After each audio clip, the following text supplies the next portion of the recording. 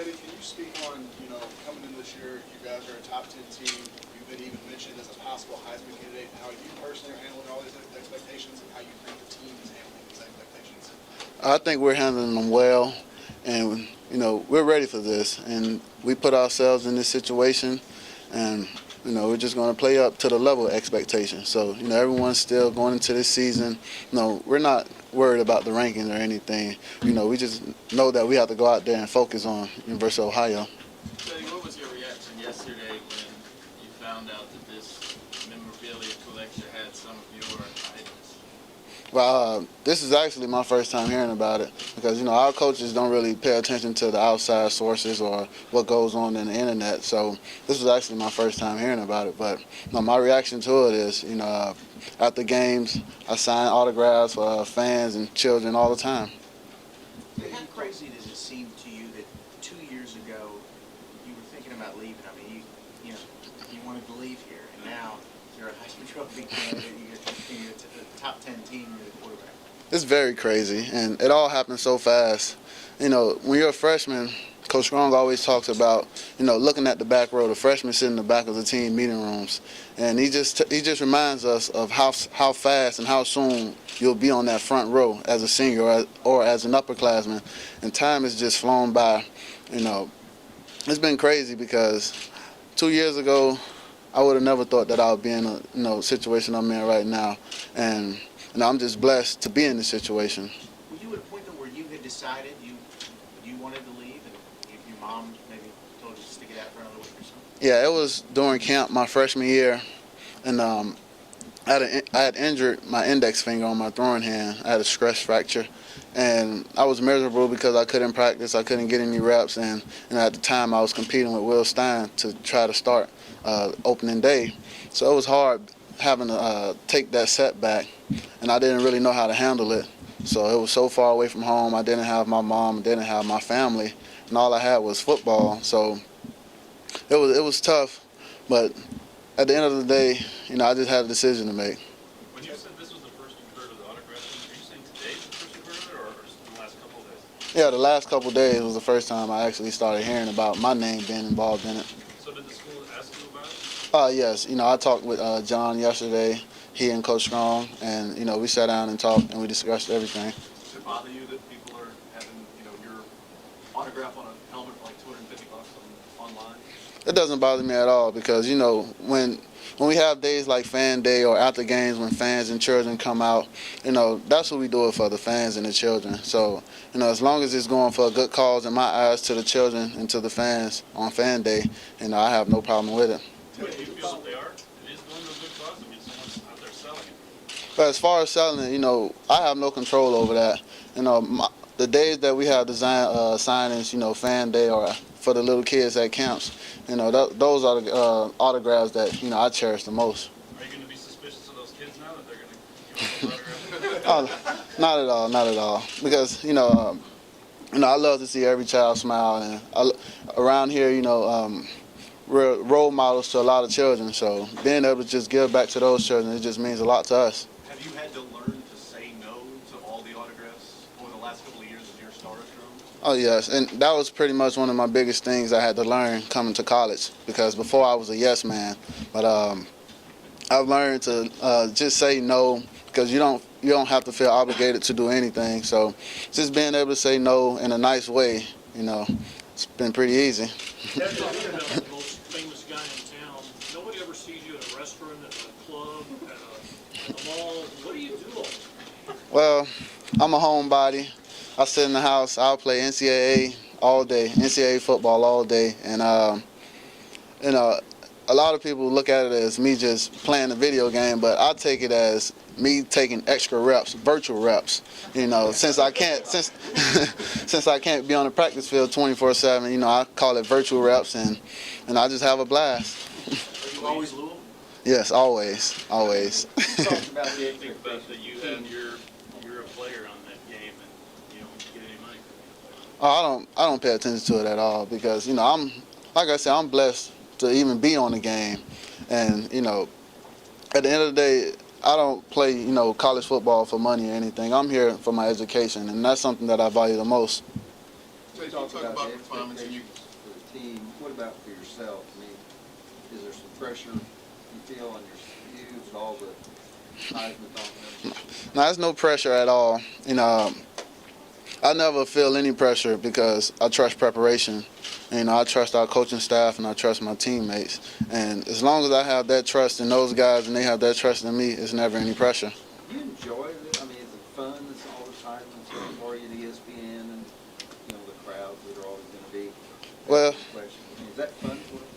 but it's, yeah, I pretty much tolerate it because I was never the type of guy who loved doing interviews and anything. But I've learned to every time I'm giving an interview or every time I have to tell my story, you never know who it impacts, and that's something my mom always tells me. So I've just been accepting my role and cherishing every interview that I've done. You talked about the team getting complacent a couple of weeks ago. What are some things you're going to do as a leader to ensure that doesn't happen this year? I would just remind ourselves of what happened last year when we got complacent. We hit a brick wall and we failed 2 games straight. So, now that we've experienced that last year, and we're a year older, guys are more mature, no one wants to see that happen again. Teddy, can you speak to how great the fans have been? I mean, the past 2 days you've had 1,000+ fans. Oh, You go yeah. back to the Sugar Bowl, they have the big red bears, and they're all swinging. Can you just speak to how great they've been during this whole process? Oh, the fans have been tremendous, and they've been very supportive. And like I said back at the Sugar Bowl, we won that game because of the fans. Because of our fan support, and they've been loyal to us and to Coach Strong since he first arrived on campus. And we just appreciate every opportunity that we get. We appreciate every opportunity we get, to give back to them, whether it be in practice, in open practice, scrimmage, or on game day. And their support has played a tremendous role in our success also. Teddy, with all the projections, do you view this season, even as your junior year, as a senior season? Oh, not at all. Because, at the end of the day, I know I still have 2 more years of eligibility left. So, I'm nowhere near a senior. Hey, can I ask you a question just about out on the field, quarterbacking? What kind of quarterback are you? What do you, when you drop back, you get the ball, and the fans are all going, and players are going across the back. What are you thinking about? What's going on out there? Coach Watson always tells us, the quarterback has to be the eye of the hurricane. The smoothest and the calmest person on the field. So, in my mind, as I'm dropping back, that's what I'm thinking. Remain poised and remain calm at all times. Teddy, can you talk about some of the refinements that you've made from last year? I mean, as successful as it was, what things do you feel like you really have to improve upon this year? I've become more of a demanding leader. I've become more vocal, and I won't tolerate any bad reps in practice. As to 2 years ago or a year ago, you didn't really cherish the reps the way you cherish them now. But every second, every snap, every play counts, and that's just one of the biggest steps I felt that I've made so far, coming from last year into this season, and also just polishing up my game, whether it be in the run game or the passing game. What did you like about last year? I mean, just where do you feel like you had room for improvement with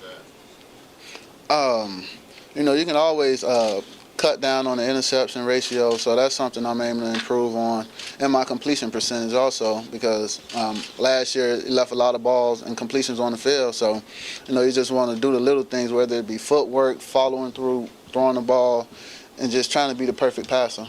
Coach Watson talked about you controlling your emotions. How much pressure do you feel like you put on yourself to kind of play perfect? I haven't put any pressure on myself at all. Because like I said, I never feel any pressure because of great coaching and because of preparation. Coach Watson every week, whether it be Monday when we first come into the facility, he lays out the game plan, or he asks me what I feel comfortable with. And once you have that relationship with your coach, you never feel any pressure, really. Can you get so comfortable, used to a center, Mario, all of last year? How different or how big of a transition is it with a new guy there? It's been pretty different, but Jake, he's a great athlete, and he's been able to play guard. He's played some tackle, and now he's playing center. So, even though Mario was the starter last year, Jake still has that knowledge because he learned under Mario. So it's like we're not really missing a beat. Is that something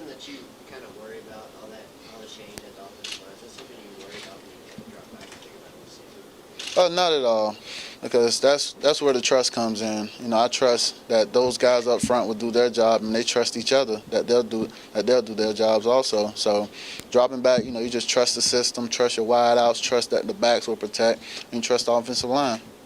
What's it going to be like with all the different personnel packages that you guys can throw at? Is that? Oh yeah, it's pretty exciting to know that. You have a guy like Ryan Hubble who can line up at wide receiver, Jalen Harrington, Gerald Christian. Then we have running backs who are explosive. So we have different packages. We get Dominique back, Sonoris back off of his injury. And, we're going to do a lot of things with those guys that we weren't able to do last year. And it's pretty exciting being a quarterback to be involved because, you never know who the ball is going to go to when you're on the defense. How many guys are always in your ear? Like, come on, man, get the ball, get the ball. None of them. Because they know, probably Michael Lee only. But, none of them really is in my ear about throwing on the ball because they understand the offense also. They understand that, in our offense, we throw off movement keys. So when I'm dropping back, a wide receiver will know if they're getting the ball before I even throw the ball because that's just the coverage recognition that they have. And Coach Dugans has done a great job of just raising them and teaching them to read coverage also. Teddy, what is your impression been of Michael Dyer, not only as a football player, but as a person? As a person, I think people fail to realize what type of person he is because so far since he's been here, he's been a great guy. He's been very social with the guys on the team, and everyone has just welcomed him. And as far as his play, we'll find out what type of player he really is once we put the pads on because, you can't just judge a guy off of gym short practice. Coach Strong said that you were one of the guys that talked with Michael Dyer when he was on his visit. What was it that you were wanting to get from him or wanting to learn from him when you had a conversation with him about coming to Louisville? I just wanted to learn what type of person he was and learn the real him because, you hear the stories in the media about what type of person he is, but I just wanted to take a chance and get to know him myself. Teddy, a lot of the national media is very high on the Louisville team and not very high on the Louisville schedule. Does that kind of talk impact you guys? How do you feel about that? It doesn't impact us at all because we know that we can't control, our schedule. All we can do is go out and play the games. And, we don't worry about the schedule at all because we know that each week we're going to get our opponent's best. And it's not like each opponent that we play is going to just come out and lay down. We still have to go out and earn it. And that's why Coach Watson has us wearing these bracelets now saying earn it because we know nothing is going to be handed to us. How many guys were the braces? The whole team. Offense and defense too?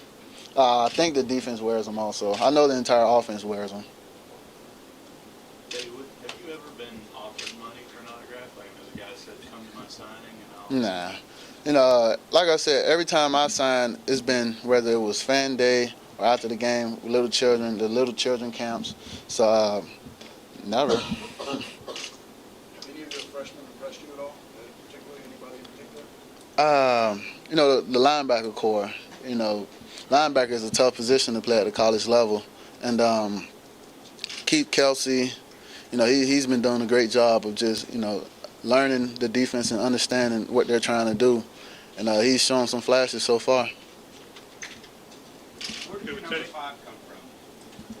I just started wearing number 5 when I was younger. And I looked it up in the Bible one time, and it stood for redemption.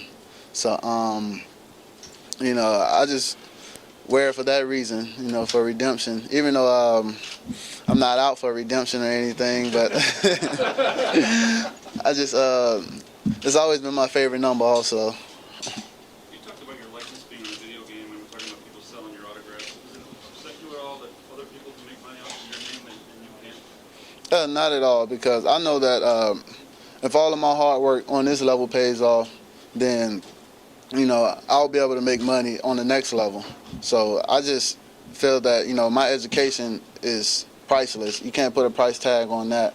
So as long as I'm able to just get a quality education and a great education, I have no problem with, the guys out there doing what they're doing. Teddy, what's your relationship like with Will Gardner, and what have you done to try and help progress him as a quarterback? Oh, my relationship with Will Gardner is similar to the relationship Will Stein and I had. When I arrived, he was going into his junior year, and it's pretty much the same with Will Garden, even though he redshirted. But I've been the guy to push him, and Coach Watts has raised him to try to chase me, as I did with Will Stein. Because competition brings out the better you. So my job has just been that second pair of eyes. If I see something that he didn't see in practice, I'll pull him to the side. Hey, you missed this, or great job doing that. So we just have that type of relationship. How comfortable have you been able to get with Jason? I've been very comfortable. We worked all summer long, and even when he moved to center during spring, our work began then, and it hasn't stopped yet. We take reps, we take snaps just about every day. Teddy, anybody on the team beat you in NCAA? Are you Man. I don't think I played anyone in the new NCAA yet. So I played a couple guys online, but I've been beaten online. The guys, they glitch me and everything, but. All right, go check. What is